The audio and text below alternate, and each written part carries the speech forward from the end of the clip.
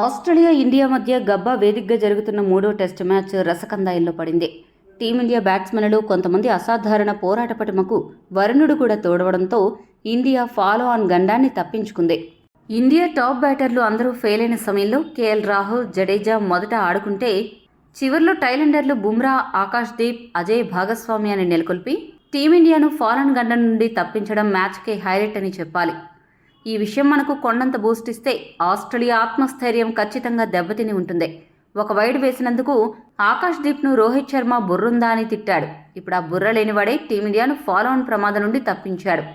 మేము టైలెండర్స్ కాదు, giant killers అని ఆకాశ్దీప్, బుమ్రా నిరూపించారు. ఆకాశ్దీప్ చివరి వికెట్గా బ్యాటింగ్కు వచ్చినా అద్భుత బ్యాటింగ్తో ఆరిపించాడు. ఆస్ట్రేలియాను ఏడిపించాడు. టీమిండియా అభిమానులను మైమరిపించాడు. ఆకాశ్దీప్ బౌండరీలు కొడుతున్నప్పుడు డ్రెస్సింగ్ రూమ్లో రోహిత్, కోహ్లీ, గంభీర్ ముగ్గురు కూడా ఆనందంతో ఉప్పొంగిపోయి బాగా ఆనందపడ్డారు. అలా ఆకాశ్దీప్ ఆకాశమే హద్దుగా చెలరేగిపోయి ఆస్ట్రేలియా ఆశలను చెల్లాచెదురు చేశాడు. ఏదేమైనా ఈ మ్యాచ్ మాత్రం క్రికెట్ ప్రేమికులకు అసలైన టెస్ట్ మ్యాచ్ మజాను అందిస్తోంది. ఈ మ్యాచ్ డ్రా అయితే టీమిండియా అలానే అభిమానులు ఖచ్చితంగా వరుణదేవుడికి కూడా థ్యాంక్స్ చెప్పాలి. 4వ రోజు మ్యాచ్ హైలైట్స్ విషయానికి వస్తే 4 వికెట్ల నష్టంతో 51 పరుగుల ఓవర్ నైట్ స్కోరుతో టీమిండియా ఇన్నింగ్స్ ప్రారంభించింది. రోహిత్, కేఎల్ రాహుల్ ఇద్దరూ కూడా అసాధారణ బ్యాటింగ్ చేసి ఇండియాని ఆదుకుంటారేమోనని అందరూ ఆశించారు. కానీ రోహిత్ శర్మ మరోసారి అందరి అంచనాలను తలకిందులు చేస్తూ కేవలం 10 పరుగులు మాత్రమే చేసి అవుట్ అయ్యాడు. రోహిత్ దారుణమైన ఫామ్లో ఉన్నాడని స్పష్టంగా అర్థమవుతోంది.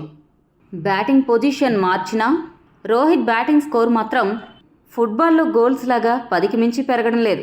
రోహిత్ బ్యాటింగ్ శైలి టీమిండియాను మాత్రం విపరీతంగా ఇబ్బంది పెడుతోంది. ఆరంభంలోనే హిట్ మ్యాన్ వికెట్ పడడంతో టీమిండియా ఈ మ్యాచ్లో కూడా చాలా తక్కువ స్కోర్కి ఆల్అౌట్ అవుతుందేమో అనే టెన్షన్ మొదలైంది. ఇటువంటి పరిస్థితుల్లో ఓపెనర్ కేఎల్ రాహుల్ అద్భుతమైన బ్యాటింగ్తో అసలైన టెస్ట్ బ్యాటర్గా బ్యాటింగ్ చేసి అదరగొట్టాడు. ఈ సిరీస్ అంతా కూడా రాహుల్ చాలా పట్టుదలతో బ్యాటింగ్ చేసినట్లు అతని బ్యాటింగ్ చూస్తే అర్థమవుతుంది. ఈ రోజు మ్యాచ్లో కూడా తనపై వస్తున్న విమర్శలకు తన బ్యాట్తోనే రాహుల్ స్పష్టంగా సమాధానం చెప్పాడు. కేఎల్ రాహుల్కు ఆల్రౌండర్ జడేజా కూడా చక్కటి సహకారం అందించాడు.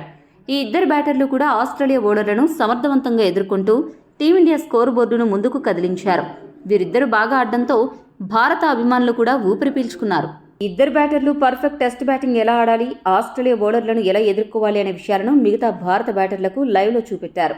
వీరిద్దరూ అన్స్టాపబుల్ జోడీలాగా దూసుకుపోవడంతో టీమిండియా ఖచ్చితంగా ఫాలో ఆన్ గండం గట్టెక్కుతుంది అనే ఫీలింగ్ అయితే కలిగింది. వీరిద్దరూ కలిసి 6వ వికెట్కు 73 పరుగుల కీలక భాగస్వామ్యాన్ని నెలకొల్పారు.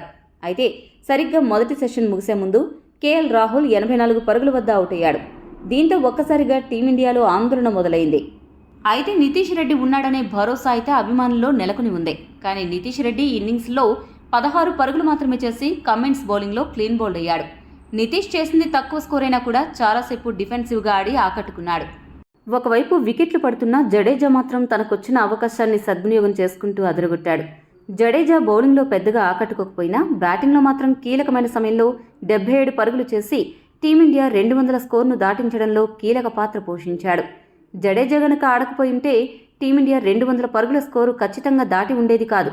అయితే జడేజా దగ్గరుండి ఫాలో ఆన్ గండాన్ని గట్టెక్కిస్తాడేమో అని అనుకుంటే 77 పరుగుల వద్ద అతను అవుట్ అవడంతో టీమిండియా ఫాలో ఆన్ గండం నుండి గట్టెక్కడం అసాధ్యమనే క్లారిటీ అయితే వచ్చేసింది.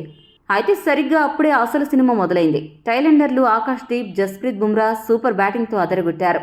ఆస్ట్రేలియా ఫాస్ట్ బౌలర్లను విసిగిస్తూ వారి సహనానికి పరీక్ష పెడుతూ 39 పరుగుల కీలక భాగస్వామ్యాన్ని నెలకొల్పి ఇండియాను ఫాలో ఆన్ గండం నుండి గట్టెక్కించారు. 4వ రోజు ఆట ముగిసే సమయానికి టీమిండియా 9 వికెట్లు నష్టపోయి 252 పరుగులు చేసింది. బుమ్రా 10 పరుగులతో, ఆకాశ్దీప్ 27 పరుగులతో క్రీజులో ఉన్నారు. టీమిండియా ఇంకా 193 పరుగులు వెనుకబడి ఉంది. 5వ రోజు కూడా ఖచ్చితంగా వర్షం పడుతుందని వాతావరణ శాఖ తెలిపింది.